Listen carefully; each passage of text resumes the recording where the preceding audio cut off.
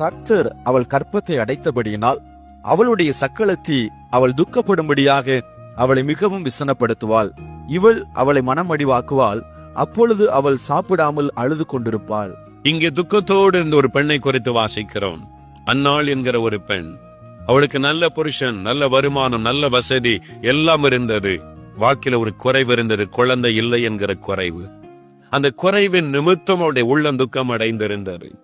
மற்றவர்கள் பேசுகிற அந்த வார்த்தைகள் அவருடைய இருதயத்தை ஈட்டியாய் துளைத்து இன்னும் துக்கத்தை கொண்டு வந்தது. ஆகவே சாப்பிடாமல் அழுது கொண்டே இருப்பாள் என்று அவளை குறித்து வேதத்தில் பார்க்கிறோம். துக்கம் வரும் பொழுது சாப்பிட மனமில்லை, தூங்க மனம் வரவில்லை, அழுது கொண்டே இருக்கிற வேதனையான நிலைமை.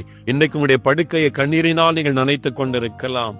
உடைய குறைவின் நிமித்தம், குழந்தை இல்லை என்கிற குறைவின் நிமித்தம், வேலை இல்லை என்கிற குறைவின் நிமித்தம், கடன் பிரச்சனை இருக்கிறதே என்கிற அந்த குறைவின் நிமித்தம் நீங்கள் அழுது கொண்டிருக்கலாம், கலங்கி கொண்டிருக்கலாம், துக்கத்தோடு நாட்களை கடத்தி கொண்டிருக்கலாம். இந்நாள் ஒரு நாள் தேவ சமூகத்தில் போய் மனம் கசந்து அழுத பொழுது ஆண்டவருடைய துக்கத்தை சந்தோஷமாய் மாற்றி துக்கமுகமாய் இருக்கவில்லை என்று வேதம் சொல்லுகிறது. அவருடைய துக்கத்திற்கு தேவன் முடிவை உண்டாக்கினார். உங்களுடைய துக்கத்திற்கு இன்றைக்கு முடிவை உண்டாக்குவார்.